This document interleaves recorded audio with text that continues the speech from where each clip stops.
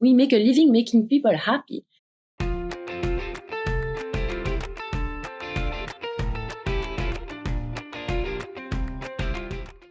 Hi, everyone. It's Kara Goldin from The Kara Goldin Show, and I'm so excited to have my next guest and friend on with me to share her story. And we have Anouck Gotlib, who is the CEO of an incredible brand called Belgian Boys. And I know you have seen it. In fact, I sometimes get to go to the Dry Bar, another female-founded company, and that I love so much. And it's they've got a little sample in there that I've had over the years too. But Belgian Boys is a Brooklyn-based company. Out of originally Belgium, but we'll get into that with Anouck in just a minute. But they have these amazing European treats and goodies that are available everywhere. And Anouck is the CEO. Her husband, who is amazing, Greg, is the founder of the company. Sort of the opposite of the Karen Theo show with Hint, so to speak. But she started her career in fashion and design and working at major brands like Zac Posen, Donna Morgan. And in 2015, her husband, Greg, came up with an idea to bring their favorite childhood sweets from Belgium to the States. And Anouck decided to help run this company because, like her husband, she really wanted to add a little bit of joy to people's lives with these amazing nostalgic treats that so many people think of from Europe, from Belgium, et cetera. But Belgian Boys was named to the Inc. 5000 list as one of the fastest growing private companies in America, and was in the top 50 of all food and beverage companies as well. And Anouck recently was named to the EY Entrepreneurial Winning Women program, class of 2021, which I was so proud to have nominated her for that. And so great. And if you are an entrepreneur, female entrepreneur, and you haven't heard about the Winning Women program, I was part of that program in 2012 and went on to become one of the entrepreneurs of the year later on. But in our class of 2012, some amazing women, and every year they pull really, really great people doing great things in every industry throughout North America. So anyway, very excited to have you here, Anouck, and we're really excited to get going. So welcome. Thank you. Thank you so much. Thank you for that intro. That was very exciting to hear also. Thank you for inspiring me too, Kara. Like, you're a huge inspiration for me. You are huge in CPG. Everything you built, you built it with your husband. This is something that is very, very dear to my heart as well. So just being here on your podcast, still like pinch me, please, because it feels surreal, but it's very exciting, and I'm very happy to have the opportunity to be talking to you today. So great. So let's talk first about growing up. So you're from Belgium. You're from Antwerp, right? Correct. Yes. So I grew up in Antwerp, Belgium. It's one of the major cities in Belgium. Now, major cities in Belgium is not like major cities in the US. It's quite tiny. I actually grew up in the same town as Greg. We're from the same community, but we differ 5 years. So when he graduated high school, I was still like 13 years old. Anyways, I grew up in the community. I then went on and studied fashion design in Israel, and came to New York to work in fashion. At that time, Greg, he went to Brandeis in Boston, and was bringing, for himself to enjoy the waffles, the cookies that we grew up with in Belgium. I was doing the same in Israel, just bringing those waffles, those cookies. in America, his American friends were like, oh my God, this is good. Next time your mom comes, can she bring that one with the caramel, with the chocolate, getting specific about what they wanted him to bring back. At the end of his degrees, he was just going empty suitcases and full suitcases back. And so he's like, hey, maybe there's an idea here. I actually met Greg on a plane from Belgium to New York when I came here for fashion. And he was talking about this. And I said, well, this is a great idea, but, we can't just take a waffle on a wrapper and put it on the shelf in the US. We gotta tell a story. We gotta create something, different than just, a waffle in Belgium is a commodity, right? So just tell the story, make, clothes for our beautiful waffles, and say what we're all about here for the US market. And that's really how the idea kind of started. I love it. So before that, you were in the fashion industry at major brands like Zac Posen and Donna Morgan, entrepreneurs in and of, themselves. What did you learn in that industry? I mean, first of all, were you drawn to work for them? I would imagine not just because of their design, but because of the story of why they were doing what they were doing. Can you share a little bit more about that? Definitely. I think, fashion is something that I grew up with also in Belgium. My parents were in fashion, more, garments. But it's something that I grew up with at school also. I was very creative, always drawing and designing. I took sewing classes. And for me, it was okay, this is what I'm going to do. I'm going to create something out of nothing, right? Literally you have a piece of paper, you have a pencil and you draw something. And a few months later, you have a garment.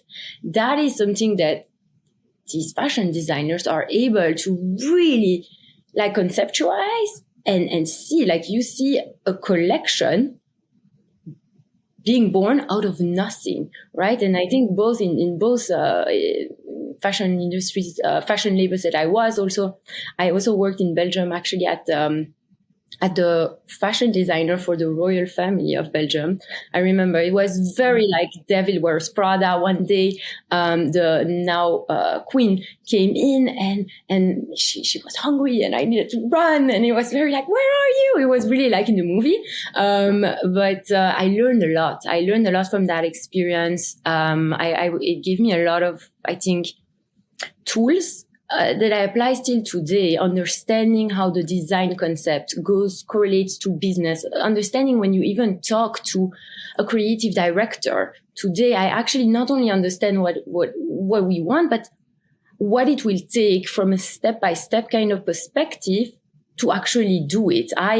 I used to do all the packaging design for Belgian Boys before I became the CEO. So I have a really deep understanding, and that does come from the fashion design works.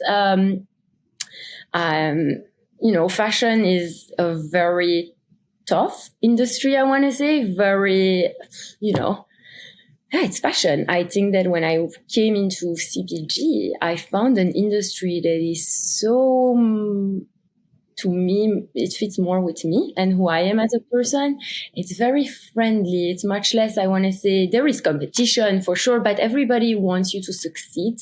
I feel in the CPG industry, everybody wants rooting for you. And it's a warm industry that I think is different from my experience with fashion. And that's so interesting because, CPG is it's so competitive. It's, same with the drinks industry is so competitive, but fashion is, tech is.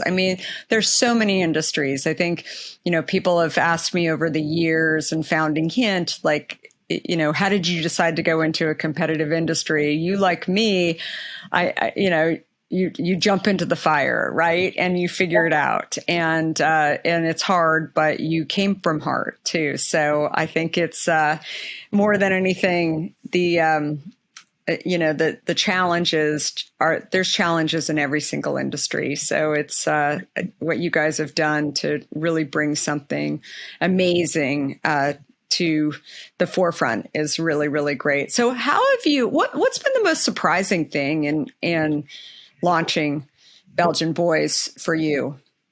I think the biggest, I want to say surprising or even the biggest learning we had is that, I was explaining to how the brand started, the origin story. We found we had this nostalgia that we had for our authentic treats, and that's why we decided to bring them. And everything in our communication strategy or everything we built was really rooted in European tradition.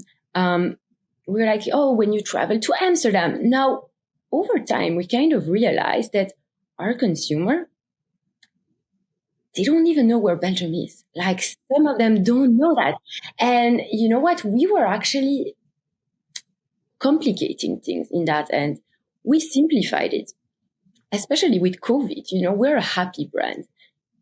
We're an indulgent brand. When you have a bad day, that waffle is going to make you smile. And that's what we're all about. We make a living making people happy. We simplified it. I will give you an example. Our Belgian waffle. It used to be named the Liège waffle.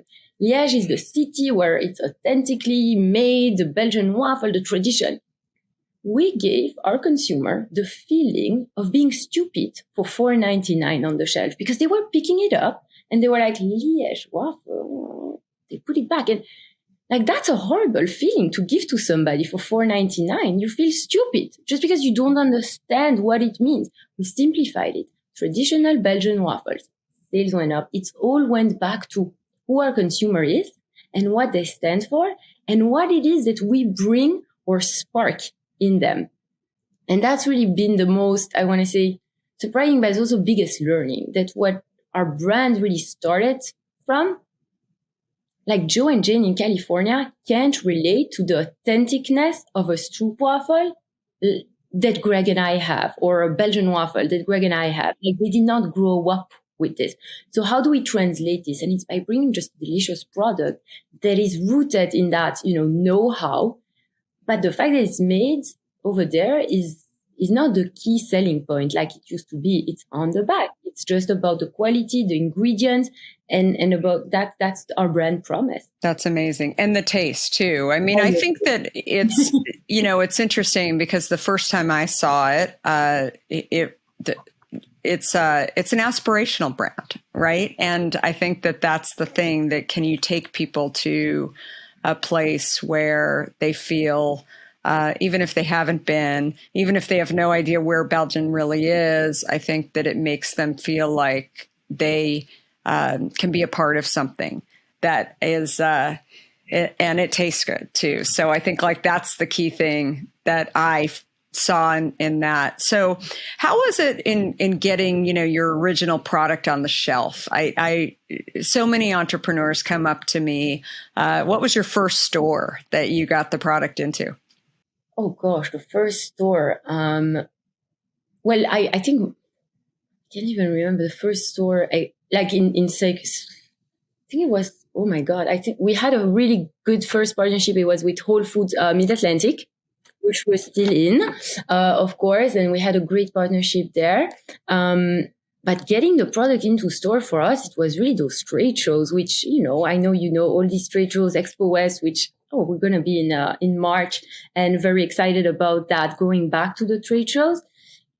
I think usually, or the biggest thing that I learned from all these buyers meetings is that in the beginning, when we went into a meeting, it was like, hey, here's our line, here's everything we do. And under the table, you kind of cross your fingers and you're like, I hope they pick one or two and let's see where it goes. And I think over time, we really learned that that's not how it's done. You actually want to solve something for your retail partner. You need to present to the partner what is good for them. What is the item that, every day my product is not in your store, you're actually losing money from your incremental sales. And that kind of changed the discussion. And I think from the trade show, it's like, you're there 1 year, Target sees you, you're there a second year, Target sees you again, third year, they're like, oh my God, your brand's still alive. Sure. Okay, come on, let's give it a shot. Let's try it out. And then it's about setting up the strategy that's going to be long-term success, because we've been there. We said yes to a retailer that was too early, to be honest, with the wrong item in the wrong placement in the wrong set. And when the new buyer came a year later, he was like, oh, I love your brand. I love what you guys do, but what are you doing in my aisle? And you know what? I couldn't say I was like, yeah, sure, we need to be somewhere else. I agree with you. But that has been like our biggest learning. And what we've done now, or what we're very methodical about, is, okay, let's incubate, scale, learn how these retailers work on a smaller scale, and then we scale it like really more methodical, more strategic. And that has been core to our strategy in the last 2-3 years, and where we've seen a lot of success, I want to say. Well, you've done such a great job. Yeah, I think you're absolutely right. I also share with entrepreneurs. Somebody had told me early on, if you get into a retailer, make sure you're ready. If you get kicked out of a retailer, you'll never get back in. And that's just not true. And, I know many people who have run incredible brands over the years, and they've been kicked out of stores at certain points, and then a new buyer comes in and you get another shot at it too. So I think it's another really important thing for people to know that you just have to figure out how to keep moving forward and diversify and all those things, because your new opportunities will come, but you just sometimes have to be willing to go out and find those. I agree, and really acknowledge that what you're doing is, solving something for the retailer, like bringing that consumer in that they're having a harder time to convince, or just adding those dollars to their basket. And that's, I think key to it. Once you understand that, and you're not like, oh yeah, please do me a favor, put my product in the shelf and let's see how it goes. It takes time, but it's a learning that I've had over the years, I think. I love it. So you mentioned Target when you were describing. So you have some exciting news coming up. Can you share a little bit about that with Target? Yes. Oh my God. So we launched at Target our breakfast, our crepes and pancakes. We launched them in June of 2021 and in the Super Target. Now, if you think about it, what do most Americans eat for breakfast? Most Americans eat eggs and sausage, eggs and bacon. That's the most common breakfast in America. When we started our business, people told us breakfast is sold frozen. Like, you need to sell crepes and pancakes and waffles in the frozen area. And so we did. And at Target, we wanted to test something that we have also done at Costco and at Walmart. Now we are merchandised fresh. We are merchandised in the fresh area of the store. And we tested this very small, and we grew this in the last 4 years. And we are at a point where, it's exciting, because those velocities that we are seeing right now is honestly not something that we have ever seen before. And you know what? I'm proud of that. I'm proud of our team for doing that, for just putting a thesis into practice. This is how those products are merchandised in Europe. This is what we brought to the US consumer, and he's reacting to it very well. So in those 200 Target stores, we're going to be actually in February, you will see us on an end cap in 615 Target stores, which is very, very exciting. I cannot wait to go and walk that Target store and see like bright pink shelves. And we will be introducing a new item as well there, which I tried and our son tried and he approved it. He went like thumbs up. So we know it's good. It's a French toast and it is phenomenal. Like, when I say phenomenal, I mean our best seller for Belgian Boys has not yet even been launched. Like, that's how excited I am for this item. That's so great. I'm very, very excited for you. And you said that launches in February? February at Target. That's amazing. That's going to be huge for you guys too. So that's very, very exciting. And is this your biggest launch of all of them in terms of number of stores? Yeah. Yes. For this year, this is really has been our focus. Greg, my husband, he does the product, the innovation, like that's really his sweet spot in the company. And he's like really, really, how do you say, broke every rule to get this product, not broke every rule, like broke every barrier. Yeah, that's I love it. No. But to get this product to perfection, to where it is. And we've done it on a very, very short timeline in a global pandemic. But it is on the water now when we speak. It is on the container. So we're very excited for it to get here and to see it. And it's been a team effort. The team has worked tremendously on this item. So I'm excited to see it. That's amazing. So supply chain, everybody's talking about supply chain and you mentioned getting it on the water. I mean, what has been the biggest sort of challenge for you guys around supply chain? Oh, Kara, we have no challenges. I have this like secret ship that is just coming and that I don't share with anybody. I wish, like it is a challenge. What can I say? It is a challenge and it's affecting everybody. It's affecting like, what did I read this morning? There's a cream cheese shortage for bagel shops in New York City. I mean, it is affecting everybody. What I think has been something or how we have reacted to it is like just being super resilient and just looking at our business in a different way and accepting that what used to be the right things to do are no longer the right things to do. Your operation and supply chain used to be like would be if it's very lean and very agile. And now it's like, okay, complexity sometimes add to the output, understanding that there are more than 2 ports in the US that you can import into and really optimizing there. And we have an amazing operations team. We've made some hires this year. Amazing people. And we decided that, before we hire in sales and marketing, we want to have an amazing operations and amazing supply chain team. And I'm very, very lucky to have these people on our team because they are experts at what they do. I love it. So do you still do everything in Belgium in terms of production? So we manufacture in Belgium, France, the Netherlands, and since recently also in Canada on a co-branded item. That's awesome. Very, very cool. So one of the newest partnerships that you announced was Misfits Market. You and I were talking even before we got started. So how did that come about? I think what I really love about that is just the upcycle of that. And do you want to share a little bit more about that? Yeah, so basically a stroopwafel, if you think about it, it's a circle, right? So think about it as you would make it in the kitchen. When you make the circle, there's a lot of extra around and there's a lot of crumbs and all of that usually goes to waste or some of it goes to animal feed and it gets repurposed, but a lot of it goes to waste.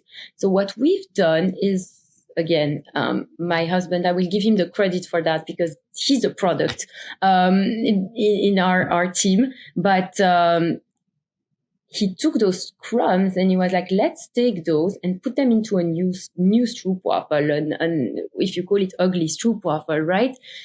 How can we do that? How can we achieve that? And it was really, really hard from an engineer perspective, from an R&D, like it has never been done before. It is the first upcycle stroopwafel to take a portion of these and really put them into the new and that's partnership with Misfits. I mean, this is a brand we align ourselves with and that we want to grow. They're amazing people. I also met the founder at the EY event 3 weeks ago. So it was really cool.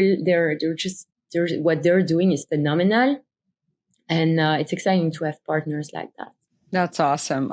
I love it. And so Belgian Boys, how many years now have you been? When did you start Belgium? 2015? We started in 2015. Okay. Yes. So it's 7 years this year, right? 2020. Crazy.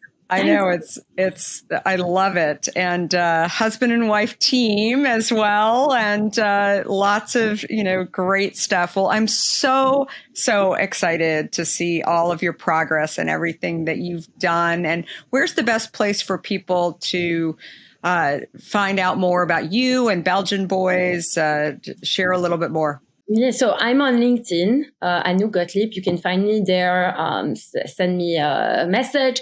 Our product is nationwide. You can find us. We have a great store locator on our website if you want to find our product, or on our website if it is not in a store near you. Amazing. So, well, thank you so much, Anouck, and for all of your time and all of your lessons and sharing your journey. Really, really appreciate it. And thanks everybody for listening. Anouck is just one of many other CEOs that we've had on the show and will continue to have on the show, and just great brand that you have built as well. And we are here every Monday and Wednesday on the Kara Goldin Show, sharing so many different lessons and inspiration from so many. Please subscribe if you haven't already. Download the podcast, and then also give us a 5-star rating as well on this episode on any of the platforms that you choose to listen. I'm on Kara Goldin all over social with an I. And if you haven't had a chance to read my book, Undaunted, I can't even believe it came out a year ago now, but it really shares a lot of the lessons that I've learned in building Hint as well. And please be sure to pick up a case of your favorite Hint 2 and Belgian Boys. And hope you guys all have a terrific week. Thank you so much.